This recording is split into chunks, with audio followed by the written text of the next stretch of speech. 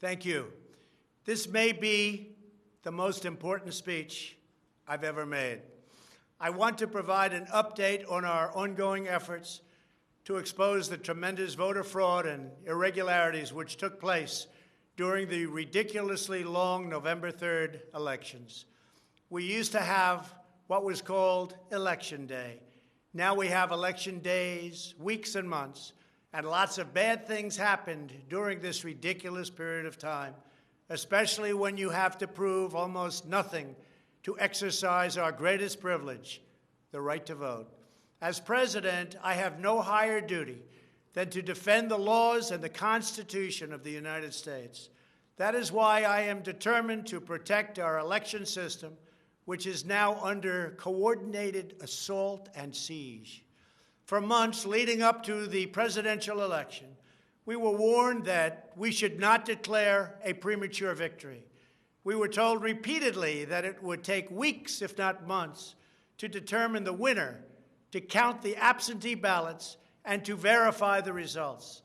My opponent was told to stay away from the election. Don't campaign. We don't need you. We've got it. This election is done. In fact, they were acting like they already knew what the outcome was going to be. They had it covered, and perhaps they did, very sadly for our country. It was all very, very strange. Within days after the election, we witnessed an orchestrated effort to anoint a winner, even while many key states were still being counted.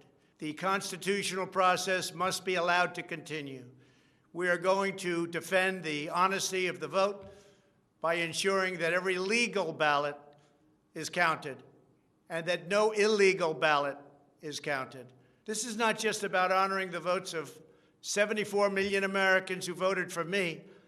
It's about ensuring that Americans can have faith in this election and in all future elections. Today, I will detail some of the shocking irregularities, abuses, and fraud that have been revealed in recent weeks. But before laying out just a small portion of the evidence we have uncovered, and we have so much evidence, I want to explain the corrupt mail-in balloting scheme that Democrats systematically put into place that allowed voting to be altered, especially in swing states, which they had to win. They just didn't know that it was going to be that tough because we were leading in every swing state by so much, far greater than they ever thought possible. While it has long been understood that the Democrat political machine engages in voter fraud from Detroit to Philadelphia to Milwaukee, Atlanta, so many other places, what changed this year was the Democrat Party's relentless push to print and mail out tens of millions of ballots sent to unknown recipients with virtually no safeguards of any kind. This allowed fraud and abuse to occur on a scale never seen before. Using the pandemic as a pretext, Democrat politicians and judges drastically changed election procedures just months and in some cases weeks before the election on the 3rd of November. Very rarely were legislatures involved, and constitutionally they had to be involved. But very, very rarely, and you'll see that as we continue to file our suits, it's constitutionally absolutely incorrect what took place, even from a legal standpoint. Many states, such as Nevada and California, sent millions of live ballots to every person on their voter rolls, whether those individuals had requested ballots or not, whether they were dead or alive. They got ballots.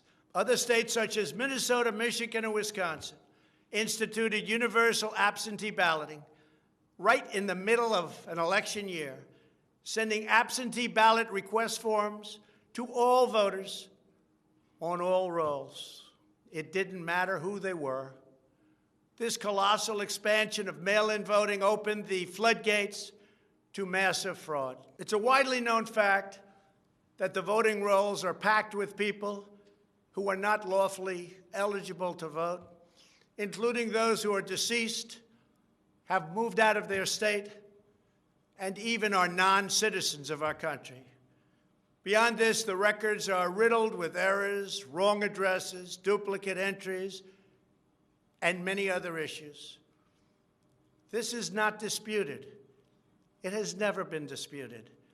Dozens of counties in the key swing states have more registered voters on the rolls than they have voting-age citizens, including 67 counties in Michigan. All of this is evidence. In Wisconsin, the state's Board of Elections could not confirm the residency of more than 100,000 people, but repeatedly refused to remove those names from its voter rolls before the election. They knew why, nobody else did. I knew why. They're illegal voters. It is a travesty that in the year 2020, we do not have any means of verifying the eligibility of those who cast ballots in an election, and such an important election it is, or determining who they are, whether they live in the state, or whether they are even American citizens. We have no idea. We have in all swing states major infractions or outright fraud, which is far more in numbers or votes than we need to overturn the results of a state. In other words, in Wisconsin, as an example, where we were way up on election night, they ultimately had us miraculously losing by 20,000 votes. And I can show you right here that Wisconsin, we're leading by a lot. And then at 3:42 in the morning, there was this. It was a massive dump of votes. Mostly Biden, almost all Biden. And to this day, everyone's trying to figure out, where did it come from? But I went from leading by a lot to losing by a little. And that's right here. That's at 3:42 in the morning. That's Wisconsin. A terrible thing. Terrible, terrible thing.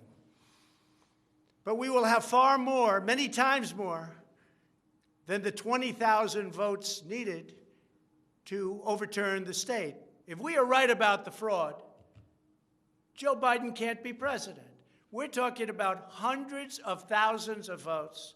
We're talking about numbers like nobody has ever seen before. Just as an example, in certain states, we'll be down by, let's say, 7,000 votes. But we'll find later on 20,000, 50,000, 100,000, 200,000 discrepancies or fraudulent votes. And that includes votes that went through when they were not allowed to be seen by Republican poll watchers because the poll watchers were locked out of the building. Or people that innocently came to vote on November 3rd, who were all excited about their vote. They were happy. They were proud to be citizens of the United States of America. And they went up and they said, I'd like to vote. And they were told that they can't vote. I'm sorry, they were told. I'm sorry. You've already voted by mail-in ballot. Congratulations. We received a ballot, so you can no longer vote. They didn't know what to do. They had no one to complain to. Most just left and said, that's strange. But many people complained and complained vehemently. And in a lot of cases, they filled out a provisional ballot, which was almost never used, but in virtually every case was a vote for Trump. In other words, they went in to vote, and they were told that they voted. And they didn't vote. And they left, and they felt horror. And they lost respect for our system. And this happened tens of thousands of times all over the country. That's how desperate the Democrats were. They would fill out ballots of people not even knowing if these people were going to show up. And when they did show up, they said, sorry, you've already voted. And on top of everything else, we have a company that's very suspect. Its name is Dominion. With the turn of a dial or the change of a chip, you can press a button for Trump and the vote goes to Biden. What kind of a system is this? We have to go to paper. Maybe it takes longer, but the only secure system is paper. Not these systems that nobody understands, including, in many cases, the people that run them, although unfortunately, I think they understand them far too well. In one Michigan county, as an example, that used Dominion systems, they found that nearly 6,000 votes had been wrongly switched from Trump to Biden.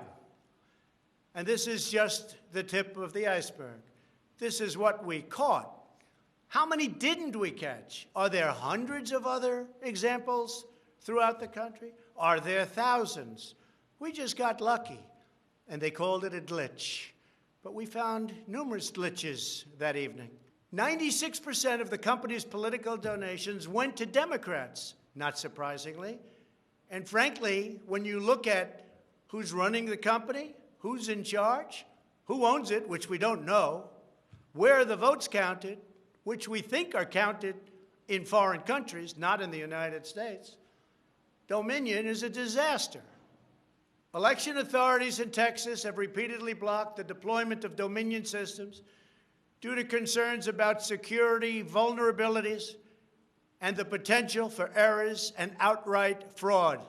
Every district that uses Dominion systems must be carefully monitored and carefully investigated, but not only for the future. Right now, we're worried about the present and what went on with an election that we won without question. Under my lead, the Republicans won almost every state house in the United States, which they weren't expected to do.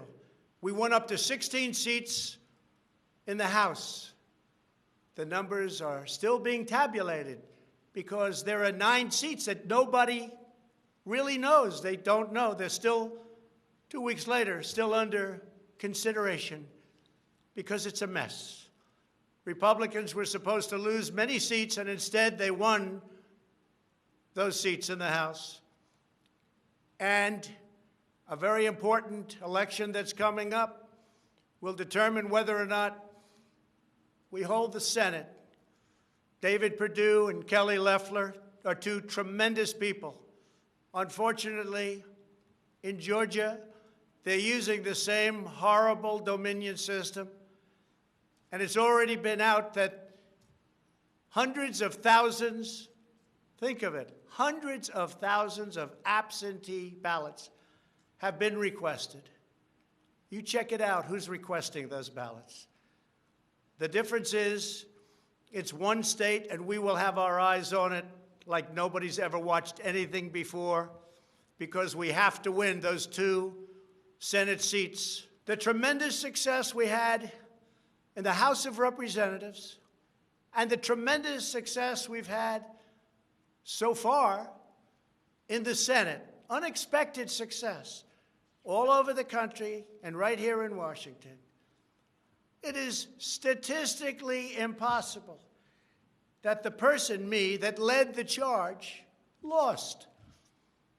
The greatest pollsters, the real pollsters, not the ones that had us down 17 points in Wisconsin when we actually won, or the ones that had us down 4 or 5 points in Florida and we won by many points, or had us even and down in Texas and we won by a lot. Not those pollsters, but real pollsters, pollsters that are fair and honest, said we can't understand a thing like this. It's never happened before. You led the country to victory, and you were the only one that was lost. It's not possible. The Speaker of the House of a certain state said, "Sir, I expected to lose my seat, and instead, because of you and because of that incredible charge and all of those rallies, We had a tremendous victory, and everybody knows it. You were much more popular than me, sir, except I got many more votes than you did. And it's impossible that that happened. There is something wrong. I'll tell you what's wrong. Voter fraud. Here's an example. This is Michigan. At 6:31 in the morning, a vote dump of 149,772 votes came in unexpectedly. We were winning by a lot. That batch was received in horror. Nobody knows anything about it. By the way, there's your line. This is one of many. Here's what is normal. And all of a sudden, look at that. This is normal, normal. Look, even here, normal. And then, boom, all of a sudden, I go from winning by a lot to losing a tight race. It's corrupt. Detroit is corrupt. I have a lot of friends in Detroit. They know it. But Detroit is totally corrupt. Look at this. Look at this. That's at 6:31 in the morning. Unexpectedly came in. In the recent recount in Georgia, which means nothing because they don't want to check signatures. And if you're not going to check signatures in Georgia, it doesn't work. But we have a Secretary of State and a governor who made it very difficult to check signatures. Why? You'll have to ask them. But without a signature match or check, it doesn't matter. They found thousands and thousands of votes that were out of whack, all against me. This was during a recount that I didn't even think mattered. They found many thousands of votes, and that recount didn't matter. The one that matters is the one that's going on now. That because of the fact it's so close, they had to, by law, give another recount. But the recount has to be a recount where they check the signatures. Otherwise, they're just checking the same dishonest thing. It won't matter. In this case, the signatures on envelopes are the only thing that is relevant. We will compare the signature on the envelope to the signatures from past elections, and we will find that many thousands of people signed these ballots illegally. The Democrats had this election rigged right from the beginning. They used the pandemic, sometimes referred to as the China virus, where it originated, as an excuse to mail out tens of millions of ballots, which ultimately led to a big part of the fraud, a fraud that the whole world is watching. And there is no one happier right now than China. Many people received 2, 3, and 4 ballots. They were sent to dead people by the thousands. In fact, dead people, and we have many examples, filled out ballots, made applications, and then voted, which is even worse. In other words, dead people went through a process. Some have been dead for 25 years. Millions of votes were cast illegally in the swing states alone. And if that's the case, the results of the individual swing states must be overturned, and overturned immediately. Some people say that's too far out. That's too harsh. Well, does that mean we take a president, and we've just elected a president, where the votes were fraudulent? No, it means you have to turn over the election. And everybody knows, without going much further, and they've seen the evidence, but they don't want to talk about it, what a disaster this election was. A total catastrophe. But we're going to show it, and hopefully the courts, in particular, the Supreme Court of the United States, will see it. And respectfully, hopefully they will do what's right for our country. Because our country cannot live with this kind of an election. We could say, let's go on to the next one. But no, we have to look also at our past. We can't let this happen. Maybe you'll have a revote, but I don't think that's appropriate. When those votes are corrupt, when they're irregular, when they get caught, They're terminated, and I very easily win. In all states, I very easily win these swing states, just like I won them at 10 o'clock in the evening of the election. So we're not looking to show you 25 faulty or fraudulent votes, which don't mean anything because it doesn't overturn the state, or 50 or 100. We're showing you hundreds of thousands, far more than we need, far more than the margin, far more than the law requires. We can show many times what is necessary to win the state. The media knows this, but they don't want to report it. In fact, they outright refuse to even cover it because they know the result if they do. Even what I'm saying now will be demeaned and disparaged, but that's okay. I just keep on going forward because I'm representing 74 million people, and in fact, I'm also representing all of the people that didn't vote for me. The mail-in voting scam is the latest part of their 4-year effort to overturn the results of the 2016 election, and it's been like living in hell. Our opponents have proven many times, again and again, that they will say and do anything to get back into power. The corrupt forces who are registering dead voters and stuffing ballot boxes are the same people who have perpetrated one phony and fraudulent hoax after another. You've been watching it now for 4 years. These entrenched interests oppose our movement because we put America first. They don't put America first. And we're returning power to you, the American people. They don't want America first. They only want power for themselves. They want to make money. That's why they don't want me as your president. I've been investigated from soon after I announced I was running for president, when I immediately went to #1 in the Republican primary polls. The investigations never stopped. They went on for 4 years. And I won them all. I beat them all. Russia, Russia, Russia. The impeachment hoax, and so much more. Robert Mueller spent $48 million of taxpayer money investigating me for 2.5 years, issued over 2,800 subpoenas, executed nearly 500 search warrants, issued 230 orders for communications records, and conducted 500 witness interviews, all looking to take me down. There was no collusion in the end, none whatsoever. Senator Marco Rubio, the head of the Senate Intelligence Committee, stated the committee found no evidence that then-candidate Donald Trump or his campaign colluded with the Russian government. And I thank Senator Rubio for that statement. Now I hear that these same people that failed to get me in Washington have sent every piece of information to New York so that they can try to get me there. It's all been gone over and over again. For $48 million, you go through tax returns, you go through everything. The New York Attorney General, who recently ran for office, campaigned without knowing me, stating, "We will join with law enforcement and other attorneys general across this nation in removing this president from office."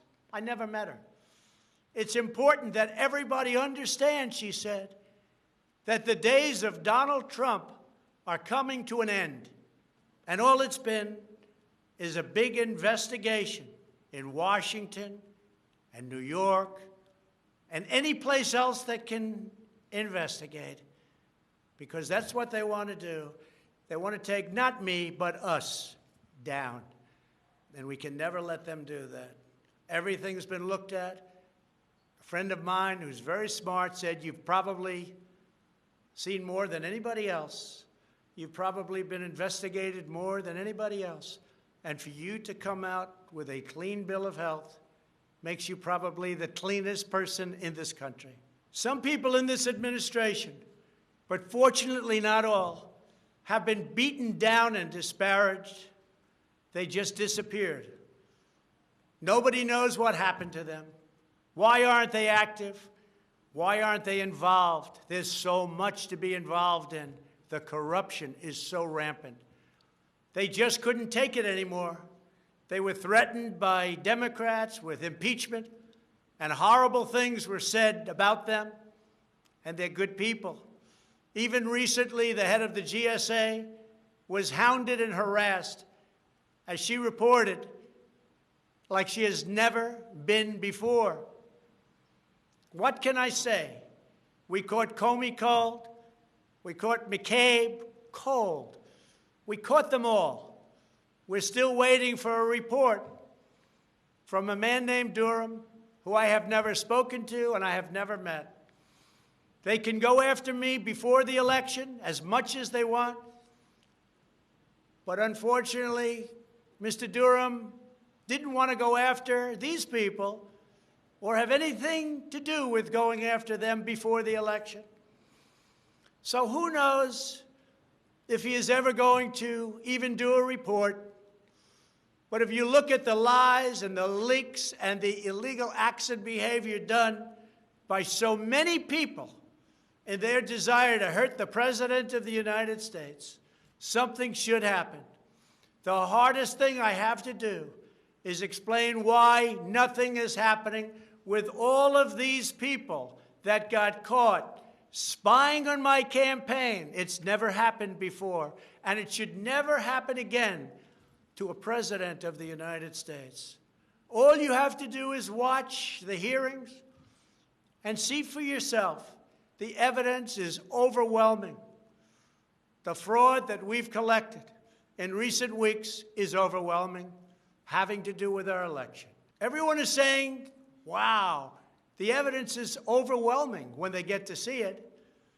But really, it's too late to change the course of an election.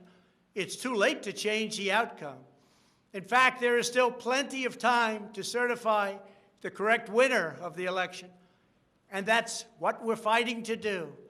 But no matter when it happens, when they see fraud, when they see false votes, and when those votes number far more than is necessary, you can't let another person steal that election from you. All over the country, people are together in holding up signs, "Stop the Steal." To understand how we will challenge this fraud, it is important to know the problems with mail-in balloting. Pennsylvania, Michigan, Nevada, Georgia, Arizona, and most other states allowed anyone to get an absentee ballot and cast their vote without showing any ID. The voting took place entirely on the honor system. No identification of any kind was required. Most Americans would also be shocked to learn that no state in the country verifies United States citizenship as a condition for voting in federal elections. This is a national disgrace. No other advanced country conducts elections this way. Many European countries have instituted major restrictions on mail-in voting specifically because they recognize the nearly unlimited potential for fraud. Out of 42 European nations, all but 2 prohibit absentee ballots entirely for people who reside inside the country, or else they require those who need absentee ballots to show a very, very powerful ID. Throughout the Democrat effort to dramatically expand mail-in voting, the Democrat Party leaders were also feverishly working to block measures designed to protect against fraud, such as signature verification, residency verification, or voter ID, and citizenship confirmation was almost unthought of that we should ask for it. Can you believe this? These are not the actions of people who want fair elections.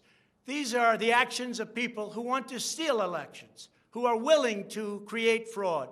The only conceivable reason why you would block common sense measures to verify legal eligibility for voting is you are trying to encourage, enable, solicit, or carry out fraud. It is important for Americans to understand that these destructive changes to our election laws were not a necessary response to the pandemic.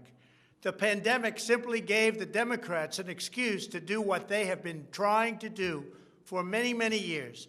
In fact, the very first bill that House Democrats introduced when Nancy Pelosi became Speaker was an attempt to mandate universal mail-in voting and eliminate measures such as voter ID, which is so necessary. Dramatically eroding the integrity of our elections was the Democrats' #1 priority for a simple reason. They wanted to steal the 2020 presidential election. All of the Democrat efforts to expand mail-in balloting laid the groundwork for the systematic and pervasive fraud that occurred in this election. In Pennsylvania, large amounts of mail-in and absentee ballots were processed illegally and in secret in Philadelphia and Allegheny counties without our observers present. They were not allowed to be present. In fact, they weren't even allowed in the same room. They were thrown out of the building, and they looked from outside in, but they had no way of even seeing because there were no windows, and the windows that were there were boarded up. Democrats even went to the Pennsylvania Supreme Court to block observers from receiving access. There is only one possible reason that the corrupt Democrat political machine would oppose transparency during the vote counting. It's because they know they are hiding illegal activity. It's very simple. This is an egregious, inexcusable, and irreversible harm that stains the entire election. Yet this unprecedented practice of excluding our observers, our vote watchers, as some people call them, occurred in Democrat-run cities and key states all across the nation. Here are just some of the additional facts that we've uncovered. Many voters all across Pennsylvania received 2 ballots in the mail, and many others received mail-in ballots for which they never applied. So many got ballots, they didn't even know what they were for. And again, so many received more than 1 ballot, in some cases more than 2 ballots. And they happened to be, for the most part, Democrats. In Fayette County, Pennsylvania, multiple voters received ballots that were already filled out. They didn't know what happened.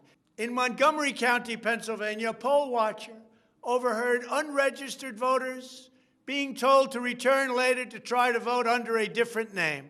Tens of thousands of voters across Pennsylvania were treated differently based on whether they were Republicans or Democrats. Voters who submitted flawed ballots in some Democrat precincts were notified and asked to fix their ballots, while Republican precincts, and in particular Republican voters, were not so notified, which plainly violates the Equal Protection Clause of the United States Constitution. If you are a Democrat, we're going to fix up your ballot, make sure it's perfect. If you are a Republican, don't even talk about it. In Michigan, a career employee of the city of Detroit witnessed city workers coaching voters to vote straight Democrat while accompanying them to watch who they were voting for, violating the law and the sanctity of the secret ballot. You can't do that. The same worker says she was instructed not to ask for any ID and not to attempt to validate any signatures.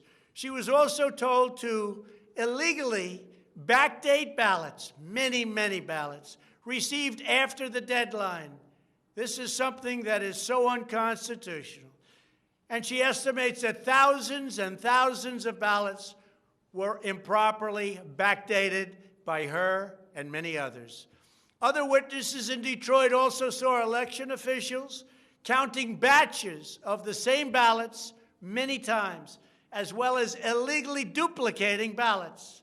One observer testified to seeing boxes and boxes of ballots, all bearing the same signature. Another observer in Detroit gave sworn testimony that he saw countless invalid ballots that did not belong to properly registered voters, and then witnessed election workers in Wayne County entering fake birth dates into the system in order to illegally count them. Witnesses have signed sworn affidavits. In other words, you go to jail if you lie. testifying that after election officials announced the last absentee votes had been received, a batch of tens of thousands of ballots arrived, many without envelopes, all voting for Democrats. In Wisconsin, a record number of voters were categorized as indefinitely confined, a status reserved for severely disabled individuals, also for the elderly, that allow them to vote without showing ID. Last year, approximately 70,000 people claimed this status statewide.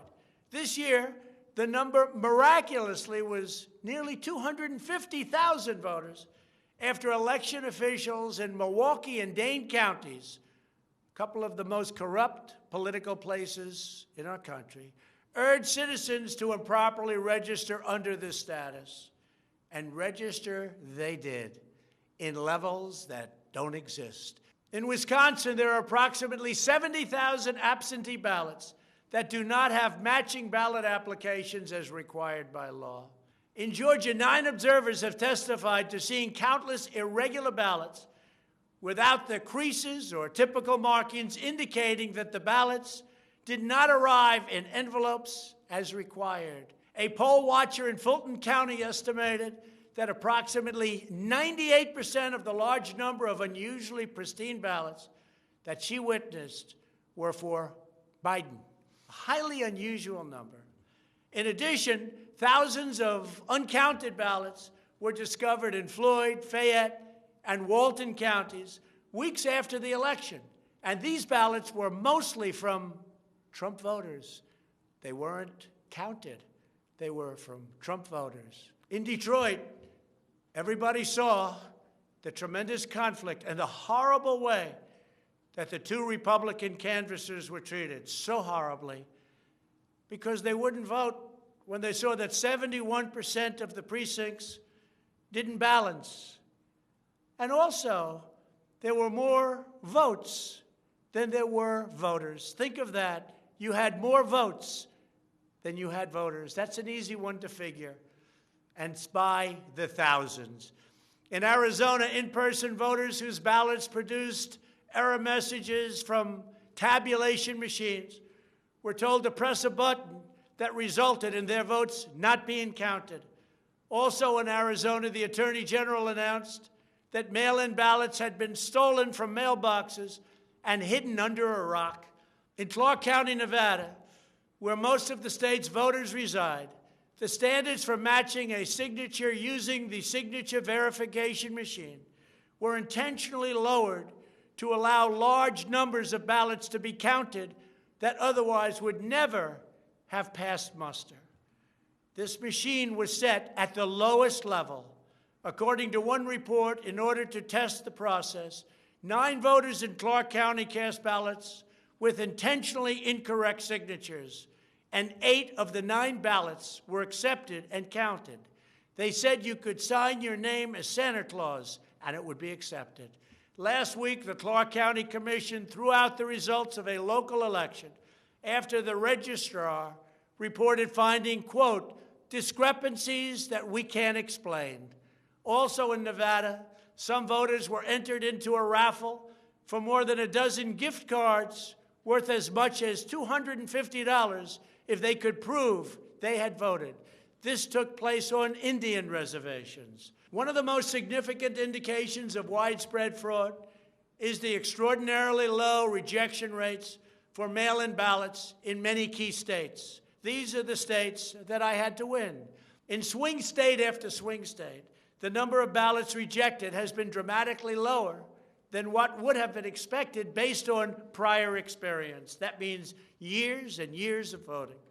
In Georgia, just 0.2%, that's substantially less than 1%, of mail-in ballots have been rejected. In other words, almost none have been rejected. They took everything. Nothing was rejected practically, compared to 6.4% in 2016, and there are those that think that 6.4 was a low number. So think of it. Almost none were rejected. And the previous election, 6.4% were rejected. We have seen similar declines in Pennsylvania, Nevada, and Michigan. Ballots weren't rejected, especially if they happen to be in Democrat areas. These irregularities are inexplicable unless there is a deliberate effort to accept ineligible ballots or fraudulent ballots. In Pennsylvania, the Secretary of State and the state Supreme Court, in essence, abolished signature verification requirements just weeks prior to the election in violation of state law. You're not allowed to do that. It has to be approved by the legislature. A judge can't do it. A state can't do it. An official can't do it. The only one that can do it is the legislature. The reason for this is clear. They were not verifying signatures because they know the ballots have not been filled out by the voters in whose names they were cast. In other words, people filled them out that had nothing to do with the names on the ballot. A simple recount of the ballots under these circumstances only compounds the fraud. The only way to determine whether there was an honest vote is to conduct a full review of the envelopes in the relevant states. You will find that many of them, tens of thousands, have fraudulent signatures. A full forensic audit is required to ensure that only legal ballots from lawfully registered voters that were properly cast are included in the final count. This election is about great voter fraud, fraud that has never been seen like this before. It's about poll watchers who were not allowed to watch. So illegal. It's about ballots that poured in, and nobody but a few knew where they came from, but they were counted, and they weren't for me. It's about big leads on election night, tremendous leads, leads where I was being congratulated for a decisive, easy victory, and all of a sudden, by morning or a couple of days later, those leads rapidly evaporated. It's about numbers of ballots that were sent that nobody knew where they came from. It's about machinery that was defective, machinery that was stopped during certain parts of the evening, miraculously to open with more votes. It was about many other things, but above all, it was about fraud. This election was rigged. Everybody knows it. I don't mind if I lose an election, but I want to lose an election fair and square. What I don't want to do is have it stolen from the American people. That's what we're fighting for, and we have no choice to be doing that. We already have the proof. We already have the evidence, and it's very clear. Many people in the media and even judges so far have refused to accept it. They know it's true. They know it's there. They know who won the election, but they refuse to say, you're right. Our country needs somebody to say you're right. Ultimately, I am prepared to accept any accurate election result, and I hope that Joe Biden is as well. But we already have the proof. We already have tens of thousands of ballots more than we need to overturn all of these states that we're talking about. This is an election for the highest office in the greatest country in the history of the world. Every reasonable American should be able to agree, based on what we have already documented, that we need a systematic analysis of the mail-in ballots to review the envelopes. It's about the signature. And if they're on the envelopes, we can only review the envelopes, and that will tell us everything. This is the absolute minimum we should expect.